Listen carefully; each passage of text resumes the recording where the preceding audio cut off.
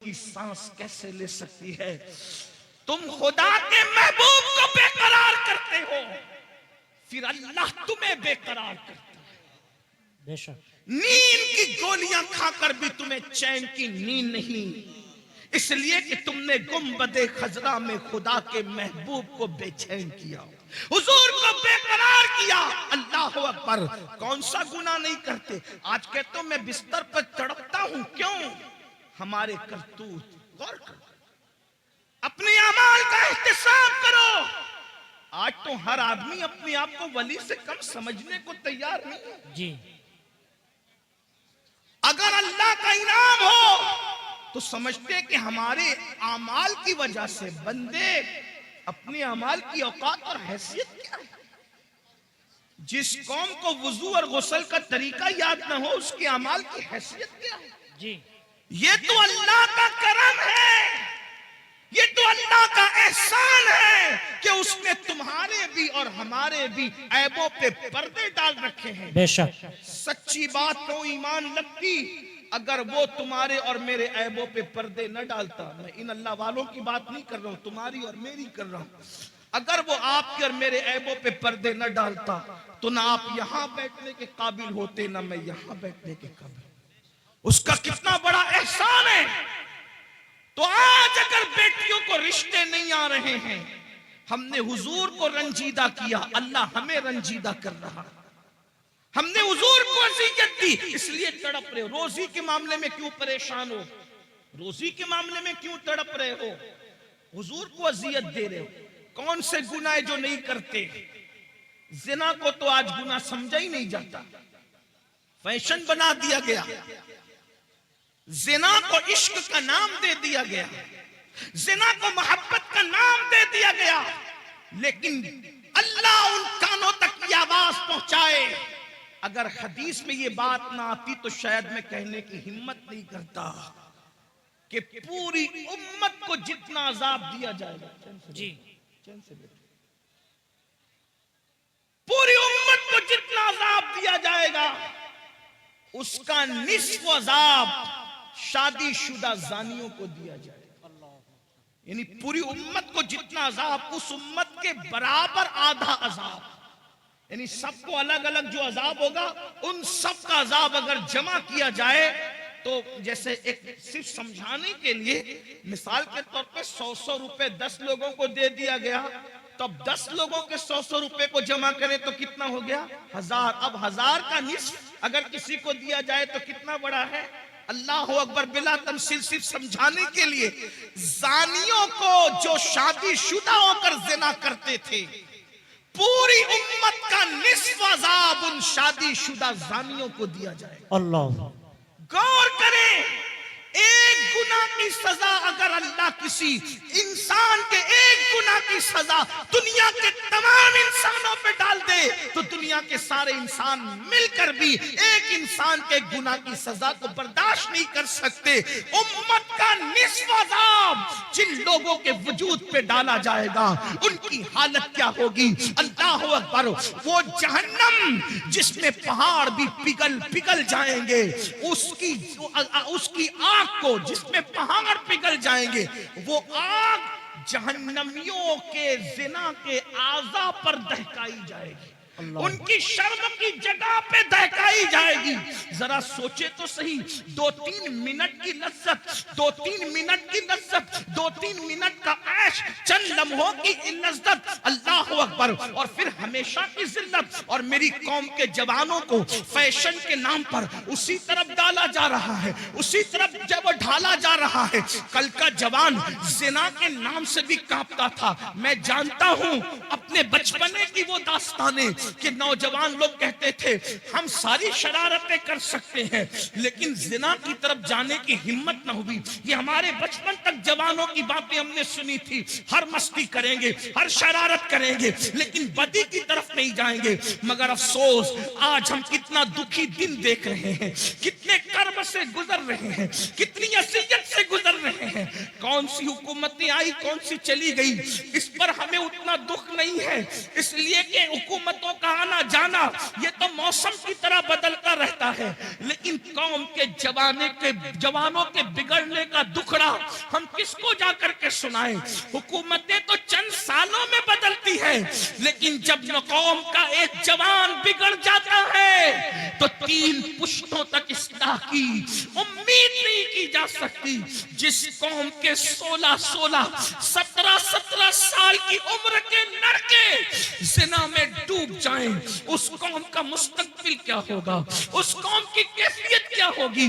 अल्लाह अकबर। हमें बहुत बड़ी जिम्मेदारी सौंपी गई है। मेरे आका अलैहिस्सलाम के दीवानों, बिलखुसूस जवानों से मुखातब हूं मेरे भाइयों, अल्लाह के बंदो, जिना की बड़ी कर्बनाक सजा है। अल्लाह जब किसी जानी को सजा देता है तो उसकी कई पुश्तों तक वो सजा बाकी रहती है। अल्लाह। मगर जो तौबा कर ले, तौबा करने वालों को अल्लाह माफ करता है। और ये भी कहा गया, जिसने शादी से पहले जिना किया, अल्लाह उसकी नस्ल में ऐबी, लंगड़े, लूले, अंधे, गूंगे बच्चे पैदा करता है ताकि उसका दुख वो झेलते रहे। 98% लोगों के घर में जो ऐबी बच्चे पैदा होते हैं वो जिना की नहूसत की वजह से पैदा होते हैं। माएं और बहनें मौजूद हैं, उनको ऐसा लगता है सोर्सेस की वजह से अच्छे रिश्ते आते हैं। मैं एक बात अच्छे रिश्ते का एक वजीफा आपको देना चाहता हूं। सबको अल्लाह से डर के गुनाह छोड़ दो, अल्लाह से डर के गुनाह छोड़ दो, अल्लाह तुम्हें अच्छा रिश्ता भेजेगा। बेशक। इसलिए कि गुनाह को छोड़ देने से बेहतर वजीफा अल्लाह के यहां कोई है ही नहीं। वज़ाइफ की अहमियत अपनी जगह, लेकिन इससे बड़ा कोई वजीफा नहीं है कि अल्लाह से डर के गुनाह छोड़ दिया जाए। लोग कहें बगैर दलील आप बात कर गए, लेकिन मैं आपको दलील के जरिए समझाता हूं। देखो, अल्लाह से डरने की बरकत, रिश्ता ढूंढना नहीं पड़ेगा, रिश्ता चल कर आएगा। लड़कों से भी कहता हूं, लड़कियों से भी कहता हूं, और ऐसे घराने का आएगा जिसका तुम तसव्वुर नहीं कर सकते। आपने इस रिवायत को मुख्तलिफ तनाजुर में सुना, आज मुझसे भी इस तनाजुर में आप सुने, गौसे पाक के गुलाम से इस तनाजुर में सुने। आपने सुना होगा मदीने मुनव्वरा की सरजमीन है, रात का आखिरी हिस्सा है, रात का आखिरी पहर है। उस रात के आखिरी पहर में एक बूढ़ी की कपकपी आवाज निकलती है, बेटी जल्दी से दूध में पानी मिला दो। तो जवान आवाज क्या आती है, अम्मी जान क्या आपने नहीं सुना, अमीरुल मोमिनीन ने मना किया कि दूध में पानी मिला करके नहीं बेचा जाए, क्योंकि ये जुर्म है, ये धोखा है, ये फरेब है, इसलिए मैं दूध में पानी नहीं मिला सकती। तो बुढ़ापे की कपकपी वाली आवाज आई, बेटी अमीरुल मोमिनीन तो सो रहा होगा, उसको क्या खबर कि हम दूध में पानी मिला रहे हैं।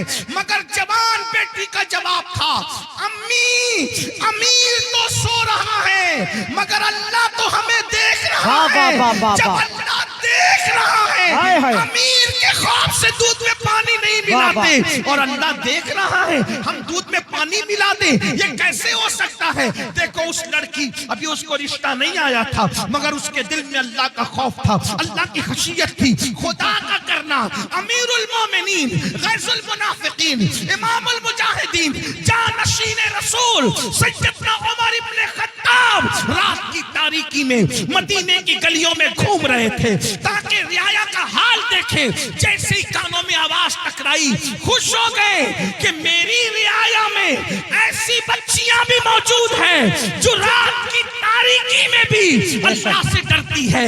घर पे निशान लगाया, दिन को मालूमात ली कि बच्ची शादीशुदा है कि कुंवारी है। पता चला कुंवारी है। अपने बेटों को जमा किया, जमा करने के बाद कहा, मैं बूढ़ा हो गया हूँ, अब शादी नहीं कर सकता, बताओ तुम में कौन उस लड़के से शादी करेगा?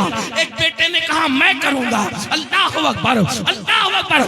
कल तक जिसके घर कोई रिश्ता नहीं आ रहा था, ये खौफे खुदा से, गुनाह से बचने की बरकत है कि अल्लाह अकबर सैकड़ों मुरब्बा मील पर हुकूमत करने वाले फारूक आज़म के घर का फरिश्ता बगैर किसी सोर्स के उनके घर पहुंच गया। और अल्लाह अकबर, सिर्फ खौफे खुदा की बरकत से वो लड़की 3 बर्रे आजमों के हाकिम उमर इब्ने खत्ताब की बहू बन गई। बेशक, सुभान अल्लाह, वजह सुभान अल्लाह, अल्लाह की खशियत। और सिर्फ फारूक आजम की बहू नहीं बनी, बल्कि अल्लाह ने उस बेटी से एक बेटी पैदा फरमाया, और उस बेटी से जो बेटा पैदा हुआ वो पहली सदी का मुजद्दिद हजरत उमर इब्ने अब्दुल अजीज कहलाया। नारे तकबीर, नारे रिसालत। पहली सदी के मुजद्दिद की नानी भी बन गई, उमर इब्ने खत्ताब की बहू बनी, और दूसरे उमर की नानी बनी जिसे सानी उमर कहलाया जाता है। अल्लाह अकबर। ये है तो अर्ज क्या कर रहा था, जब हजरत ईसा ने पूछा, ऐ कौम, मरे हुए औंधे पड़े हुए लोगों, बताओ अल्लाह ने तुम्हें क्यों औंधे मुंह मार के डाल दिया? तो उन्होंने क्या कहा, हम दुनिया से मोहब्बत करते थे। पहली वजह दुनिया से मोहब्बत। आज देख लो, टटोल लो अपने दिलों को, दुनिया की मोहब्बत हमारे दिलों में कितनी है। मर्द है तो कारोबार में डूब कर अल्लाह को भूल गए, घरों में डूब कर अल्लाह को भूल गए, गुनाहों में डूब के अल्लाह को भूल गए। दुनिया की मोहब्बत। और औरतें हैं, उन्हें ज़ेवरात से दिलचस्पी, उन्हें अच्छे कपड़ों से दिलचस्पी, उन्हें घूमने फिरने से दिलचस्पी, उन्हें ग़ीबत चुगली से दिलचस्पी, इसके उसके घर के हालात मालूम करने से दिलचस्पी। मैं कहता हूं, दूसरों के घर के हालात मालूम करने का तजस्सुस करने वालों, कभी अपनी कब्र की भी तो फिक्र करो, कभी अपनी कब्र का भी तो ख्याल करो। दुनिया की मोहब्बत में हम डूब गए। बड़ी माजरत के साथ एक बात याद रखना, दुनिया की मोहब्बत सिर्फ दुनियादारों के दिल में नहीं, बल्कि बाज दीनदार कहलाने वाले भी दुनिया परस्त हो गए जी, दुनिया में डूब गए। दुनिया की मोहब्बत ने उनको अज़ाब इलाही में गिरफ्तार कर दिया। और दूसरी वजह क्या बताई? फिर वो कहता है दूसरी वजह है कि हम बदकार लोगों की पैरवी करते थे। क्या कहा? हम बदकार लोगों की पैरवी करते थे। बदकार। अब गौर करें, ध्यान दें कि ईसा अलैहिस्सलाम की उम्मत के बदकार ज्यादा बदकार थे कि आज लोग ज्यादा बदकार हैं? बेशक। वो कह रहे कि हम बदकारों की पैरवी करते थे, बदकारों की नक्काली करते थे, तो अल्लाह ने हमें मार के औंधे मुंह डाल दिया, अज़ाब में गिरफ्तार कर दिया। ईसा अलैहिस्सलाम की कौम में तो इंटरनेट की नऊसत नहीं थी, इतना तेज रफ्तार दौर नहीं था, समंदर के किनारे जाकर के अय्याशों की होटलें तो उस दौर में नहीं थी। आप गौर करें कि वो लोग अगर बदकारों की पैरवी करें तो मार के औंधे मुंह डाल दिए जाएं। आज मेरी कौम का जवान कितने बदकारों की पैरवी कर रहा है। फटी हुई जींस, ये किसकी पैरवी है? नेकोकारों की या बदकारों की? किसी शरीफ ने कभी फटी हुई जींस पहना? पहली बात तो ज्यादातर शरीफ लोग वो लिबास ही नहीं पहनते जो आप पहनते हो। हमने तो शरीफों का लिबास भी छोड़ दिया। हमें शरीफों का लिबास पहनने में शर्म आती है। बदकारों की नस्ल कितनी बढ़ गई कि कौम की बेटियां भी जब बाजार में जाती है तो कहती हैं कि फला अदाकारा ने जो फिल्म में लिबास पहना था वो लिबास दिखाओ। और नौजवान लड़के भी दुकान पर जाते हैं तो कहते हैं वो फला हीरो ने जो पहना था वो दिखाओ। और फटी हुई पैंट, एक दौर था फटे हुए कपड़े भीख में भी नहीं दिए जाते थे, और क्या जमाना आ गया। आज फटे हुए कपड़े डैमेज पैंट कह करके हजारों में खरीदी जा रही है। हाय अफसोस, आपकी फिक्र को क्या हो गया। कल फटा हुआ लिबास होता था तो आदमी उसको छुपाता था, पेवन होता था उसको छुपाता था। फिक्र को क्या हो गया। कौमों को यूं ही जवाल नहीं आता। इकबाल ने कहा था कुव्वते फिक्र अमल पहले फना होती है, फिर किसी कौम की शौकत। वाह वाह वाह, बहुत अच्छा। नारे तकबीर। मेरी कौम के जवानों का कहाँ हो, कानों में बालियां पहन रहे हो, मटक कर चलते हो। आपसे पूछना चाहता हूँ, अगर कोई कहते यार तू तो फला अदाकार की तरह लग रहा है, और लड़कियों कहते तू अदाकारा की तरह लग रही है, तो क्या उसका फार्म होता है उस वक्त, क्या उसका गुरूर और घमंड और इतराना होता है। इससे बड़ी गाली भी कोई है जी, इससे बड़ी गाली भी कोई है कि तू अदाकार दिख रहा है। इसलिए कि फाहिशा औरतें जिना करती कराती है तो चार दीवारी में छुप के करती कराती। जिनको तुम अदाकार करे वो तो स्क्रीन के सामने आकर के गुनाह करते और जिना करते और उस पे करोड़ों रुपए कमाते, और वो फिल्में सुपरहिट होती है जिसमें बाज़ाब्ता तौर पर नंगे सीन ज्यादा होते। फिक्र करो, पैरवी जिसकी करोगे कयामत में उसके साथ उठोगे। इश्क का दावा गौसे आजम से, इश्क का दावा गरीब नवाज से, इश्क का दावा इमाम हुसैन से, पैरवी किसकी? फटी हुई पैंट पहनकर नंगे बनने वालों, घुटनों से ऊपर बरमुंडे पहन करके सतर के साथ बेसतरी करने वालों, औरतों पे पाप की नजर डालने वालों, इबरत हासिल करो। फातबिरु या उलिल अब्सार, आंख वालों इबरत हासिल करो। तुम बदकारों की पैरवी के लिए नहीं हो।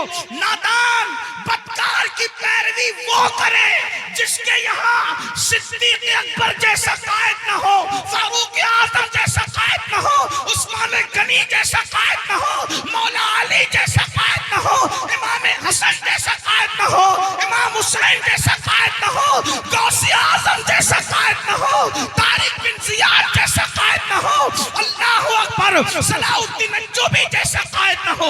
हमारे पास तो ऐसे स्टार्स मौजूद हैं कि लोगों ने ख्वाब में भी बहुत अच्छा, बहुत अच्छा, वाह वाह वाह। औरों ने ख्वाब में भी नहीं देखा होगा।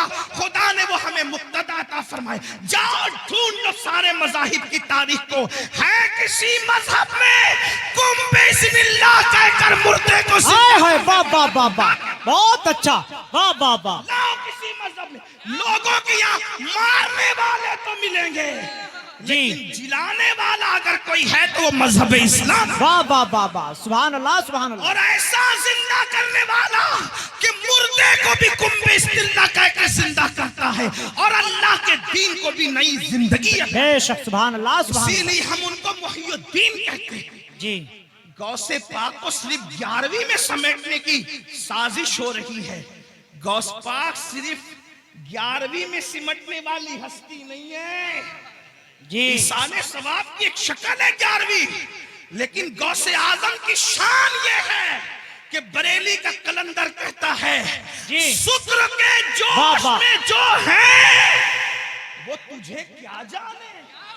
जी हाँ, मैं अपने होशियार नाजिम साहब और मौलाना गुलाम जिलानी जैसे साहिब फन लोगों की तरह इतनी हिम्मत नहीं रखता कि हर 2 जुमले पे कहूं कि बोलो सुभान अल्लाह ना।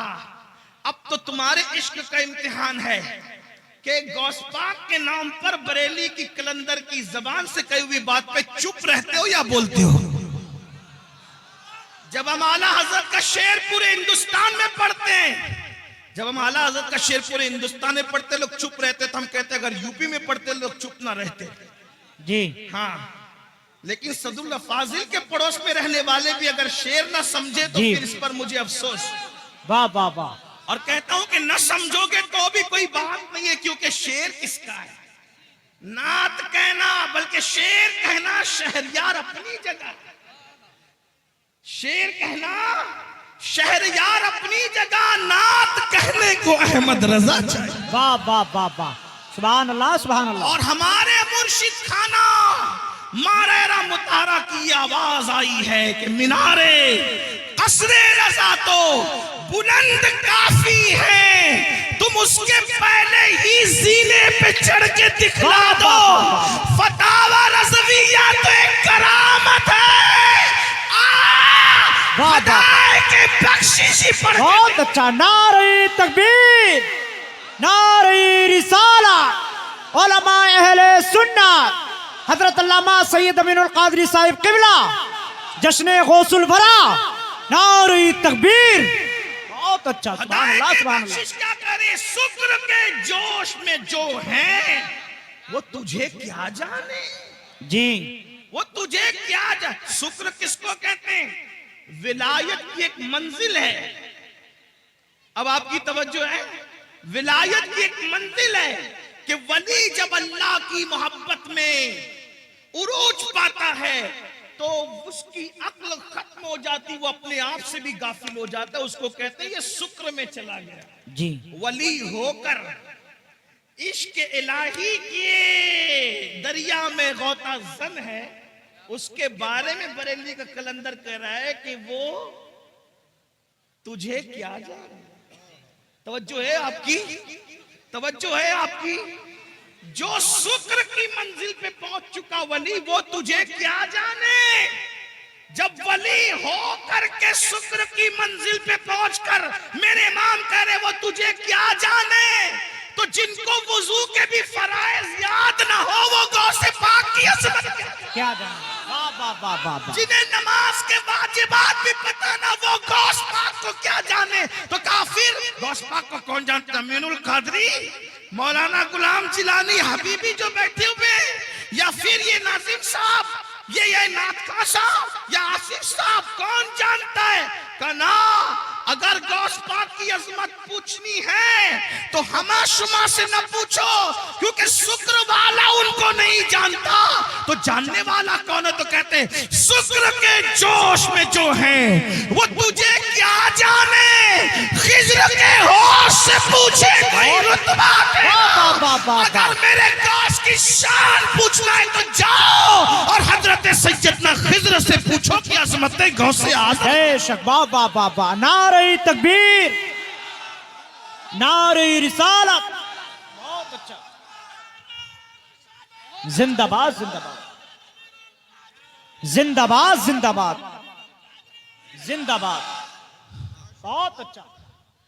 अब किसी को मिल गए खिज्र, तवज्जो, किसी को मिल गए हजरत खिज्र। इसको शेख अब्दुल हक मुहद्दिस दहलवी लिख रहे भाई। कुछ लोग सोचते हैं कि ये अमीनुल कादरी कादरी है तो गौस पाक को बहुत बढ़ा देता है। अल्लाह के बंदो, मैं नहीं बढ़ाता, मेरी औकात क्या है? हम बड़े उनके फैज से जी। हम बड़े हैं, अगर बढ़ गए हैं किसी की नजर में उनके फैज से, वरना हमारी कोई औकात नहीं। जब तक बिके न थे कोई पूछता न। वाह वाह वाह वाह। ओ मेरे मुर्शिद गौसे आजम, तूने खरीद कर मुझे अनमोल कर। अल्लाह अल्लाह। वाह वाह वाह। क्या दबे जिसने हिमायत का हो पंजा तेरा, शेर को खतरे में लाता नहीं कुत्ता तेरा। वाह वाह वाह। सुभान अल्लाह उससे सुभान अल्लाह। दर दर से सग और सग से है मुझको निस्बत, मेरी गर्दन में भी है दूर का डोरा। दूर का, ये दूर भी समाप्त करे, दूर का डोरा तेरा। तो इस निशानी के जो सग हैं नहीं मारे जाते, हश्र तक मेरे गले में रहे पट्टा। बहुत अच्छा। सुभान अल्लाह सुभान अल्लाह।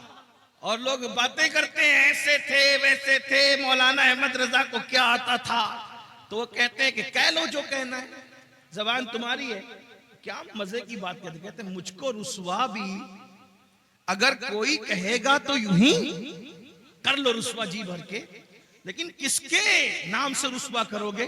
कहते मुझको रुसवा भी अगर कोई कहेगा तो यूं ही, हाँ वही ना वो रजा, वही ना वो बरेली वाला, हाँ वही ना वो रजा, बंदे रुसवा तेरा। अगर रुसवा भी करेगा तो यही कहेगा ना कि वो गौस पाक का गुलाम है, और जब गौस पाक का गुलाम कह दिया तो फिर मुकद्दर की मेराज। बेशक बेशक बेशक। मुझको रुसवा भी अगर कोई कहेगा तो हाँ वही ना वो रजा जी, बनता है रुसवा तेरा। तो जब मिल गए खिजर अलैहिस्सलाम तो किसी ने क्या पूछा, ऐ खिजर बताओ गौस पाक की शान क्या है? ऐ खिजर बताओ गौस पाक की शान क्या है? थोड़ा सा संजीदा गौस पाक का जिक्र हो। मैं कभी नाराज नहीं होता, ना नाराज होऊंगा, आपका मेरे आका की उम्मती हूं, लेकिन थोड़ा महफिल के आदाब भी। सर्दी का मौसम है, देर से लोग बैठे हैं, अगर किसी को कोई हाजत हो तो जाने दे। एक बात आपसे कहूं यार, अपनी महफिल में किसी को हाजत हो तो हमें क्या शिकवा हो सकता है? लोगों को गौस पाक की महफिल में हाजत हो जाती थी, और अगर हो भी जाती थी तो मेरे गौस की शान क्या थी? एक मर्तबा एक साहब को हाजत हो गई, इस्तिंजा की हाजत हो गई। इसीलिए मैं लोगों से कहता हूं जलसे शॉर्ट किया करो, लोगों की हाजतों का ख्याल किया। जब लोगों की हाजतों का ख्याल करके रसूलुल्लाह नमाज मुख्तसर कर देते थे, तो लोगों की हाजतों का ख्याल करके हम जलसा मुख्तसर कर दे तो कौन से छोटे हो जाएंगे। जब नमाज मुख्तसर की जा सकती है, लोगों की हाजत का ख्याल। आका फरमाते मेरा दिल चाहता है मैं लंबी नमाज पढ़ाऊं, लेकिन मेरे पीछे बूढ़े भी होते हैं, बच्चे वाली माएँ भी होती है, मैं उनका ख्याल करके नमाज मुख्तसर कर दूं।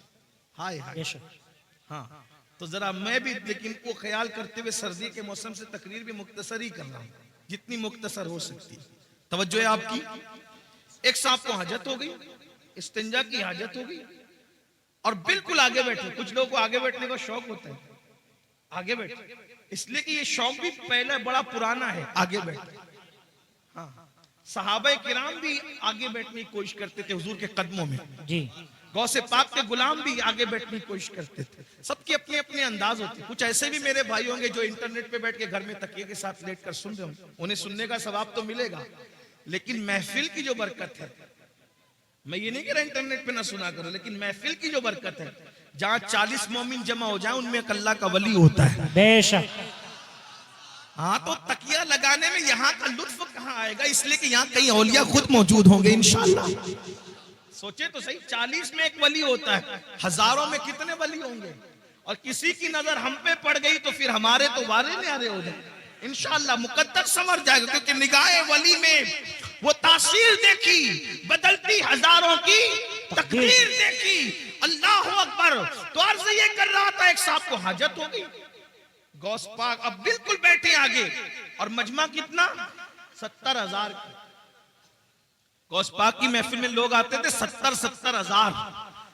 ये रिकॉर्डिंग के लिए चंद कैमरे लगे हुए, इस पे फूले नहीं समाते लोग, कितने कैमरे लगे थे रिकॉर्डिंग के लिए। गौस पाक की उस दौर की 900 साल महफिल में, 900 साल पहले की महफिल में 400 उलमा कलम दवात लेकर बैठते थे और गौस पाक का खिताब रिकॉर्ड करते थे जी। उसको बेशक, लिखते थे बेशक। उस दौर में। सुभान अल्लाह। 70,000 का मजमा, और इंसान इतने, जिन्नात उससे ज्यादा, औलिया पूरी दुनिया में सुनते थे। जब गौसे पाक खिताब करते थे, गौस पाक है मेरे भाई। हजरत खिज्र से जब पूछने वाले ने पूछा अब्दुल कादिर जिलानी कैसे हैं, तो कहा उनसे पहले ऐसा वली नहीं हुआ और उनके बाद क़यामत तक ऐसा वली इमाम महदी तक नहीं हो सकता। ये शान है, ये शान है गौस पाक की। इमाम महदी के दौर तक ऐसा वली अब नहीं आएगा। ये शान है गौसियत नाम है। मेरे इमाम कहते हैं, तू अपने वक्त का सिद्दीक अकबर, तवज्जो, तू अपने वक्त का सिद्दीक अकबर, गनियो हैदरो आदिल या गौस। और कहते कोई सालिक है या वासिल या गौस।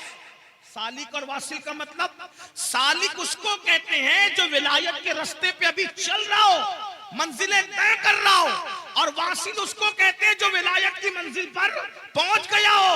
हमारे अहले सुन्नत के अकीदे में गौसे आजम क्या कहते हैं, कोई सालिक हो या वासिल हो या गौस, वो कुछ भी है, तेरा साहिल है या गौस। बेशक, बेशक। कुछ भी हो जाए, गौस पाक का मनता ही है। गौस पाक के दर पर हाथ ही फैला रहा है वो। ये शान है गौसियत में आपकी। तो मैं बात पूरी कर दूं, बात मुकम्मल कर दूं। क्या अर्ज कर रहा था, अल्लाह अकबर। एक साहब को हाजत थी, गौस पाक साहिब कश्फ थे। कश्फ यानी अल्लाह ने उनको दिल में ऐसी चमक दी थी कि वो दिलों के हालात जान लेते थे। और कश्फ के बारे में सब अखबाल मौजूद है, मैं उसकी कोई तशरीह नहीं कर रहा हूं, सिर्फ अवाम के फहम के हिसाब से बात मैंने बता दी।